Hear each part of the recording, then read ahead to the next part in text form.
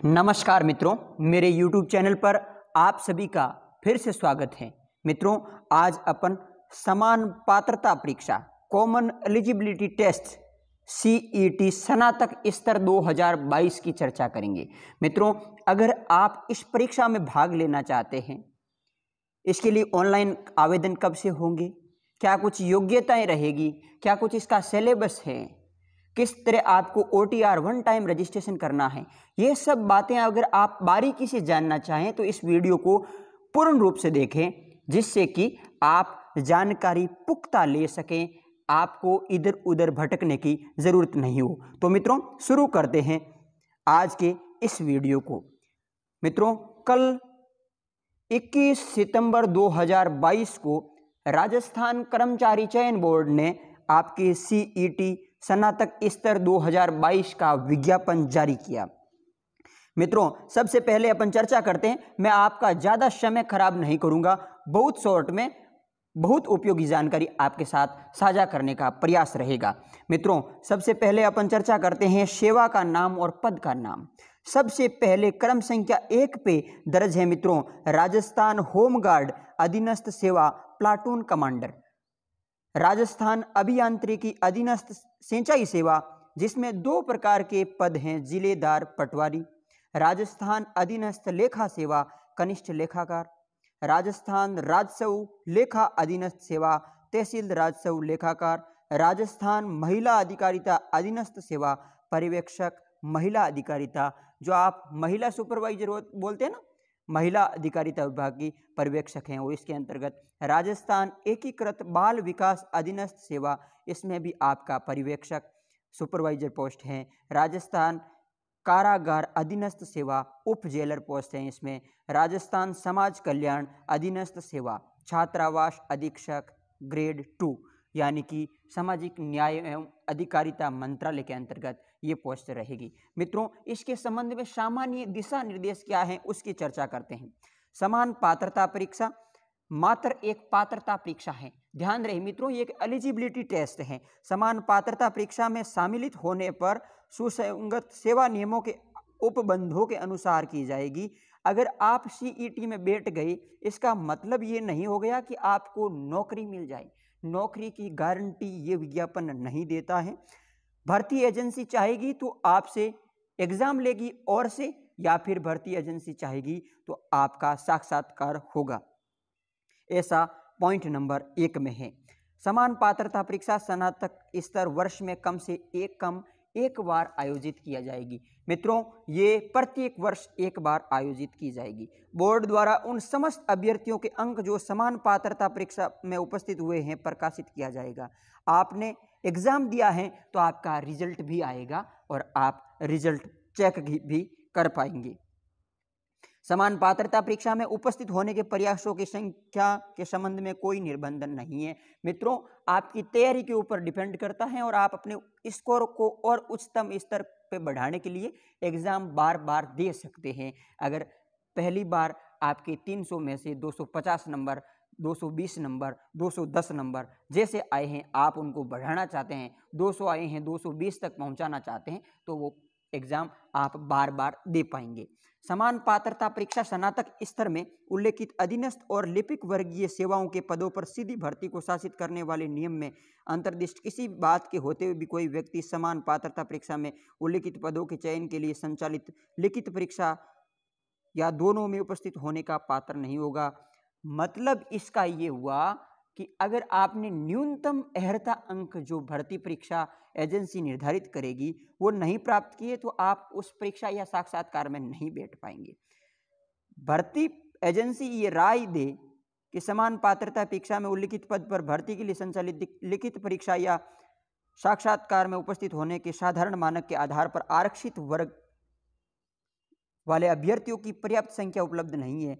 अगर संख्या पर्याप्त नहीं रहती है रिजर्वेशन कैटेगरी के लिए, तो न्यूनतम अंक के जो अभ्यर्थी है उनको शिथिलन दी जा सकती है।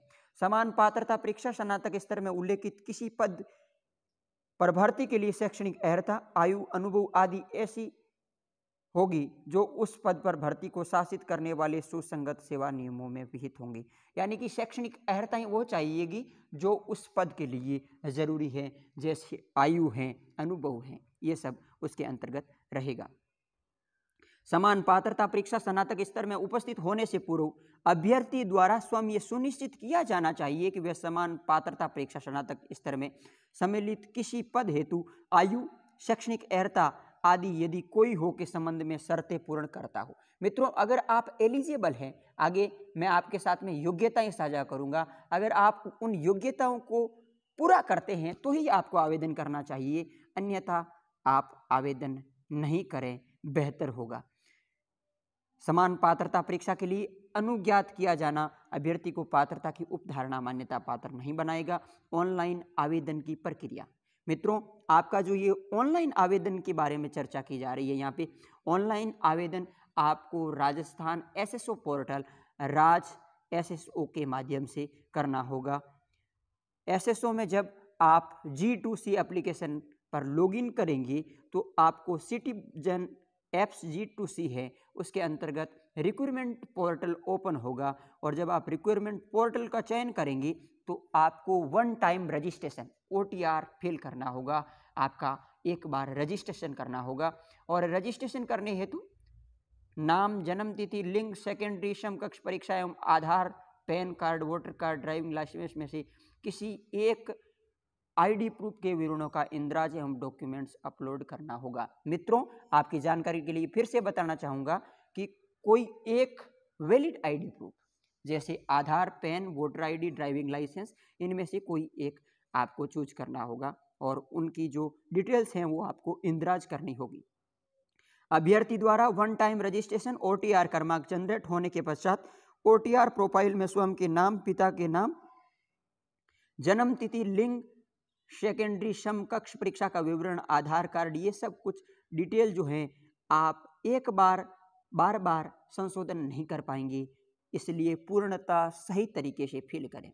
यदि अभ्यर्थी के आधार कार्ड में अथवा जन आधार कार्ड में उसके नाम, पिता के नाम, जन्म तिथि में किसी भी प्रकार की त्रुटि है, अगर आपके डॉक्यूमेंट्स में कुछ मिस्टेक हैं तो आप उसको OTR प्रक्रिया करें उससे पहले दुरुस्त कर लें।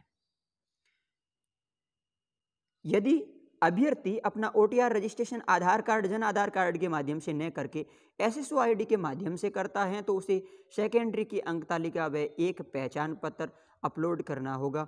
अभ्यर्थी को परीक्षा हेतु ऑनलाइन आवेदन पत्र भरने के पश्चात रिक्वायरमेंट पोर्टल पर उपलब्ध सुविधा से परीक्षा शुल्क का भुगतान कर आवेदन पत्र क्रमांक एप्लीकेशन ID जनरेट करना होगा। अभ्यर्थी परीक्षा शुल्क जमा करवाने हेतु अन्य किसी पोर्टल का उपयोग नहीं कर सकेगा। अभ्यर्थी परीक्षा शुल्क का भुगतान की अंतिम दिनांक से पूर्व सुनिश्चित करें। मित्रों आपको अगर फॉर्म भरना है तो अंतिम तिथि से पहले ही भर पाएंगे, ये निश्चित है। अंतिम तिथि के बाद में आप नहीं भर पाएंगे। आवेदक अपने स्वयं का ही मोबाइल नंबर एवं ईमेल ID दर्ज करें तथा इसे नहीं बदलें। आप जो मोबाइल नंबर दर्ज करें वो किसी अन्य व्यक्ति का, किसी ई-मित्र कियोस्क संचालक के या ईमेल ID न डालें। अपने स्वयं का मोबाइल नंबर व ईमेल एड्रेस इसके अंदर फिल करें। आवेदक को ऑनलाइन आवेदन करने के पश्चात आवेदन पत्र क्रमांक आवश्यक रूप से प्राप्त होगा, और यदि आवेदन पत्र क्रमांक अंकित नहीं हुआ तो इसका अर्थ है कि उसका आवेदन पत्र जमा नहीं हुआ।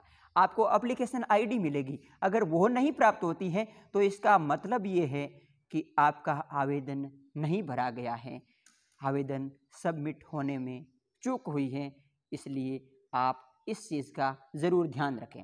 आवेदक जिस श्रेणी के तहत आवेदन करते समय अगर किसी भी प्रकार की कोई समस्या है तो रिक्रूटमेंट पोर्टल पर दिए गए हेल्प डेस्क नंबर, ईमेल पर संपर्क कर सकता है, और आप ई-मित्र हेल्पलाइन 0141 222 1424 पे संपर्क कर सकते हैं।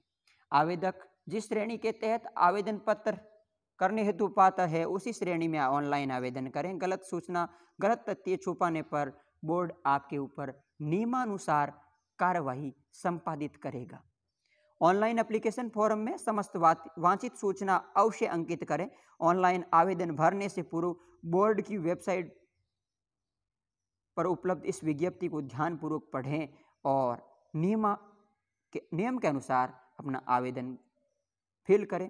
समान पात्रता परीक्षा स्नातक स्तर के संबंध में समस्त पत्राचार की बोर्ड की वेबसाइट www.rsmssb.rajasthan.gov.in के माध्यम से किया जाएगा। आपको परीक्षा के संबंध में जो भी जानकारी होगी, आपके प्रवेश पत्र हैं, ये सब जो भविष्य में जो पत्राचार होगा वो इस वेबसाइट के माध्यम से प्राप्त होगा, तो आप इस चीज़ का ध्यान रखें।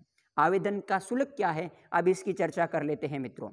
राज्य के निर्धारित ई मित्र कियोस्क या जन सुविधा केंद्र CSC के माध्यम से चयन बोर्ड को ऑनलाइन जमा करावें। अगर आप जनरल या OBC कैटेगरी से हैं तो आपको, अगर आप जनरल व क्रीम लेयर OBC कैटेगरी से हैं तो आपका आवेदन शुल्क है 450 रुपये। राजस्थान के अगर आप नॉन क्रीम लेयर श्रेणी के OBC वर्ग से बिलोंग करते हैं या फिर आर्थिक रूप से कमजोर वर्ग AWS से हैं तो आपका आवेदन शुल्क 350 रुपये। समस्त विशेष योग्य जन तथा राजस्थान के अनुसूचित जाति जनजाति के आवेदक 250 रुपये और कार्मिक विभाग के परिपत्र क्रमांक P83 कार्मिक K2/18 दिनांक 2/5/18 के अनुसार सभी वर्ग के ऐसे अभ्यर्थी जिनके परिवार की वार्षिक आय 2,50,000 से कम है के लिए अनुसूचित जाति जनजाति के समान ही परीक्षा शुल्क 250 रुपये दे हैं। कृपया इस संबंध में नीचे अंकित नोट संख्या 3 भी अवश्य देखें।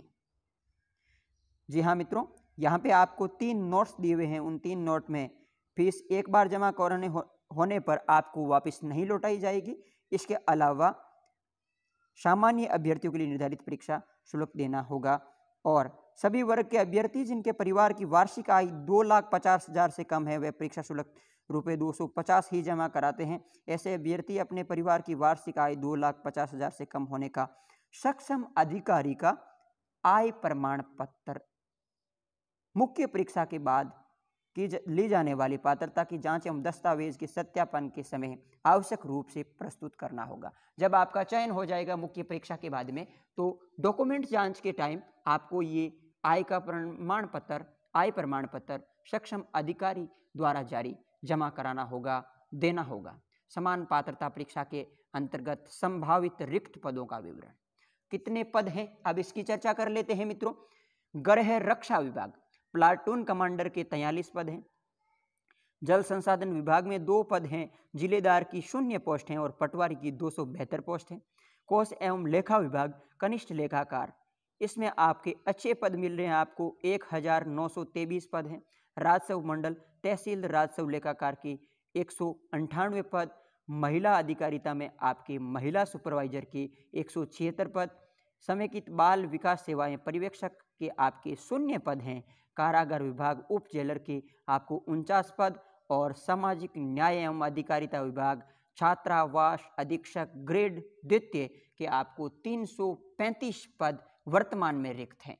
विभागवार एवं सेवावार रिक्त पदों की संख्या में मुख्य परीक्षा के समय कमी या बढ़ोतरी की जा सकती है। जी हाँ मित्रों, ये पद आज के अनुसार रिक्त हैं। अगर भविष्य में सरकार को ऐसा महसूस हुआ कि पद ज़्यादा है, संख्या रिक्त कम है, तो घटाए जा सकते हैं और अगर रिक्त ज़्यादा हैं तो पद बढ़ाए जा सकते हैं। राजस्थान अधीनस्थ एवं लिपिक वर्गीय समान पात्रता परीक्षा नियम 2022 एवं समान पात्रता परीक्षा स्नातक स्तर में शामिल पदों से संबंधित सेवा नियमों में किया गया कोई भी संशोधन को मान्य किया जाएगा। अगर कोई संशोधन किया जाता है तो मान्य होगा। समान पात्रता परीक्षा स्नातक स्तर के संबंध में विशेष निर्देश, यहाँ पे आपके स्पेशल निर्देश हैं जो कि दिव्यांगता के लिए संदर्भ में है। दिव्यांगजन blind, low vision, hearing impairment, locomotor disability, cerebral palsy, mental illness, multiple disability कोष्ठक इस तरह से दे रखा है। और भूतपूर्व सैनिक एवं उत्कृष्ट खिलाड़ी श्रेणी का ऑनलाइन आवेदन में निर्धारित कॉलम में स्पष्ट रूप से आपको उल्लेख करना होगा। उत्कृष्ट खिलाड़ियों को जो आरक्षण है वो 21 नवंबर 2019 के अनुसार दे होगा। दिव्यांगजन के लिए राजस्थान दिव्यांग अधिकार नियम 2018 के अनुसार, जैसा मैंने ऊपर बताया, BLV का मतलब blindness, low vision, hearing impairment, LDCP का लोकोमोटर डिसेबिलिटी, CP का cerebral palsy including cerebral palsy, laparoscopic road, dwarfism, acid attack, muscular dystrophy, autism, intellectual disability, specific learning disability, mental illness, multiple disability from amount persons under clauses 1 to 4 including deep blindness in the posters identified for each disabilities। परंतु विभाग द्वारा पद विशेष के लिए उपयुक्त दिव्यांगजन श्रेणी में छूट शिथिलन लेने पर उपयुक्त दिव्यांगजन श्रेणी को ही इस पद के लिए योग्य माना जाएगा। अब मित्रों, जो महत्वपूर्ण चर्चा है इस वीडियो की उसकी ओर अपन आगे बढ़ते हैं और वो है आपका पात्रता। जी हाँ, आपने ये वीडियो इसीलिए ऑन किया होगा कि पात्रता व योग्यताएं क्या है, क्योंकि इसके संदर्भ में सबसे ज़्यादा भ्रम की स्थिति विभिन्न यूट्यूबर्स या यूँ कहें विभिन्न प्रकार के जो सोशल मीडिया हैं वहाँ पे आपको भ्रांतियाँ देखने को मिलेगी। लेकिन यहाँ मैं प्रयास करूँगा आपको विज्ञप्ति के अनुसार जानकारी साझा करने का। महिला अधिकारिता विभाग के लिए आपके पास में स्नातक होनी चाहिए। अगर आप पटवारी की पोस्ट के लिए अप्लाई कर रहे हैं तो आपके पास में स्नातक के साथ में ये अन्य जो योग्यताएं हैं ये हो सकती हैं, या फिर राजस्थान से आप बिलोंग करते हैं तो वर्धमान महावीर खुला विश्वविद्यालय राजस्थान या देश के किसी भी हिस्से से बिलोंग करते हैं, लेकिन वर्धमान महावीर खुला विश्वविद्यालय द्वारा प्रदत्त RSCIT अगर आपके पास में सर्टिफिकेट है तो आप पटवारी के पद पर। जल संसाधन विभाग में जिलेदार जो कि पद शून्य है उसमें भी आपके स्नातक। गृह विभाग का जो प्लाटून कमांडर है उसमें स्नातक, और भूतपूर्व सैनिक जो हैं वो भी अप्लाई कर पाएंगे। राजस्व मंडल है, इसके अलावा कनिष्ठ कोष एवं लेखा विभाग हैं, कारागार विभाग हैं, समेकित बाल विकास हैं, सामाजिक न्याय एवं अधिकारिता मंत्रालय हैं। इन सब में भारत में विधि द्वारा स्थापित किसी विश्वविद्यालय से स्नातक, मतलब कि आपके पास में स्नातक की जो है वो योग्यता होनी चाहिए। जो व्यक्ति पाठ्यक्रम के अंतिम वर्ष की परीक्षा में उपस्थित हुआ है या सम्मिलित हो रहा हो, जो इन नियमों में उल्लिखित पद के लिए शैक्षिक योग्यता की आवश्यकता या सीधी भर्ती के लिए उक्त पद के लिए आवेदन करने के लिए पात्र होगा, लेकिन वह उसे उपयुक्त चयन एजेंसी को अपेक्षित शैक्षिक योग्यता प्राप्त करने का प्रमाण प्रस्तुत करना होगा। मुख्य परीक्षा में उपस्थित होने से पहले, अगर आप ग्रेजुएशन के फाइनल ईयर में हैं तो ये विशेष नोट आपके लिए, मुख्य परीक्षा में उपस्थित होने से पहले जहां लिखित परीक्षा और साक्षात्कार के 2 चरणों के माध्यम से चयन किया जाता है।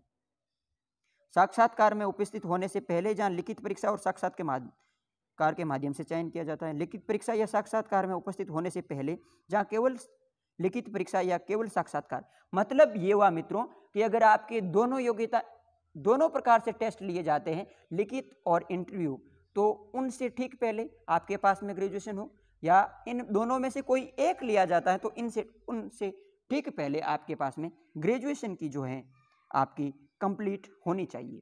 आयु क्या है? तो मित्रों, समान पात्रता परीक्षा जो है उसके लिए आयु में बिंदु संख्या 5 पात्रता एवं शैक्षणिक योग्यता के कॉलम में संख्या 3 में दर्शाए अनुसार 3 वर्ष की छूट होगी। और अगर अपन चर्चा करना चाहें अधिकतम आयु सीमा में, तो राजस्थान के मूल निवास के मामले में 5 वर्ष की छूट दी जाएगी। और इस तरह से ये आपके आवेदन आप कर पाएंगे। अब अपन मुख्य जो बिंदु हैं, कब से कब तक आवेदन रहेंगे इसकी भी चर्चा कर लेते हैं। आवेदन आज से प्रारंभ हो गए हैं, यानी कि 22 सितंबर 2022 से अंतिम तिथि है 21 अक्टूबर 2022 रात्रि 23:59 यानी 11:59 तक आप आवेदन कर पाएंगे। उसके बाद में आवेदन नहीं कर पाएंगे। अब चर्चा करें अपन परीक्षा का जो आयोजन है वो कब होगा। जी हाँ मित्रों, परीक्षा का आयोजन 6 जनवरी 2023 से 9 जनवरी 2023 के मध्य होगा। और अगर परीक्षा एक से अधिक चरण में संपादित की जाती है तो नॉर्मलाइजेशन की प्रक्रिया से यह परीक्षा निकलेगी, नॉर्मलाइजेशन भी होगा। और आपका जो प्रवेश पत्र है ये बोर्ड द्वारा समस्त अभ्यर्थियों को बोर्ड की वेबसाइट के माध्यम से, जो पहले अपन ने पीछे वेबसाइट देखी थी बोर्ड की, उस ऑफिशियल वेबसाइट पर आपको प्रवेश पत्र देखने को मिलेगा। नियुक्ति की योग्यताएं, ऑनलाइन आवेदन के लिए विशेष निर्देश, फोटोग्राफ, ये आप अच्छे से स्कैन करके डालें। इसके अलावा आप OTR प्रोफाइल का विशेष ध्यान रखें। अगर आप अनुचित साधनों का प्रयोग करते हैं तो आपके ऊपर कार्रवाई होगी और रोकथाम के लिए बोर्ड ने विशेष इंतजाम कर रखे हैं और उसके लिए आपको राजस्थान सार्वजनिक परीक्षा भर्ती में अनुचित साधनों की रोकथाम के अद्युपाय अधिनियम 2022 के द्वारा जो पनिशमेंट निर्धारित हैं वो आपको झेलना होगा। अब अपन चर्चा करते हैं मित्रों परीक्षा की स्कीम। इस परीक्षा में 150 प्रश्न पूछे जाएंगे, कुल नंबर हैं 300 और समय है 3 घंटे, यानी कि 150 प्रश्न हैं और 180 मिनट है और नंबर हैं 300। इसमें क्या कुछ पूछा जाएगा इसकी चर्चा कर लेते हैं मित्रों। पाठ्यक्रम का जो विवरण है उसमें, और इसमें विशेष नोट ये है कि आपके जो प्रश्न होंगे वो MCQ मल्टीपल चॉइस क्वेश्चन होंगे और नकारात्मक अंकन नेगेटिव मार्किंग नहीं होगी। अब जो पाठ्यक्रम विवरण है उसकी चर्चा करते हैं। सबसे पहला जो बिंदु है आपका भारतीय राष्ट्रीय आंदोलन पर विशेष बल के साथ राजस्थान और भारत का इतिहास। इसमें जो स्पेशल रहेगा वो रहेगा भारतीय राष्ट्रीय आंदोलन पे विशेष बल दिया जाएगा और राजस्थान और भारत का इतिहास पूछा जाएगा। इसके अलावा आपसे राजस्थान का इतिहास, कला, संस्कृति, साहित्य, परंपरा और विरासत पूछी जाएगी। और इसमें जो पहला बिंदु है प्राचीन सभ्यताएं, हमारा राजस्थान बुक से ही लिया गया है, कालीबंगा, आड़, गणेश्वर, बालाथल और बेराट, जिसकी चर्चा अपन ने YouTube के माध्यम से की है। अगर वो वीडियो आप देखना चाहें तो आपको अपने इसी चैनल पे हमारा राजस्थान का पूरा सिलेबस करवाया जाएगा, आप उनको ज़रूर देखें, उससे आपके ज़्यादातर टॉपिक्स कवर होंगे। भारत का भूगोल भी पूछा जाएगा आपको, राजस्थान का भूगोल भी पूछा जाएगा, राजस्थान पर विशेष बल के साथ भारतीय राजनीतिक व्यवस्था भी पूछी जाएगी, भारत की अर्थव्यवस्था, राजस्थान की अर्थव्यवस्था, विज्ञान एवं प्रौद्योगिकी, तार्किक विवेचन एवं मानसिक योग्यता के साथ साथ सामान्य हिंदी पूछी जाएगी। और सामान्य हिंदी के साथ साथ अगर अपन चर्चा करना चाहें तो आपको सामान्य इंग्लिश का पेपर भी देना होगा। इसके साथ में आपको कंप्यूटर का ज्ञान होना जरूरी है। इसके अलावा करंट जीके आपसे पूछा जाएगा। और एक बार फिर अंत में मैं आपके साथ में बोर्ड की वेबसाइट साझा करना चाहूँगा, www.rsmssb.rajasthan.gov.in। इसके माध्यम से तमाम प्रकार का जो संप्रेषण, कम्युनिकेशन बोर्ड और अभ्यर्थी के बीच में रहेगा, उसके लिए आप इस वेबसाइट पे निरंतर विजिट करते रहें, आपको जानकारी मिलती रहेगी। आज का ये वीडियो कैसा लगा कमेंट बॉक्स में ज़रूर बताएं और अपने मित्रों तक इस वीडियो को ज़रूर साझा करें। धन्यवाद।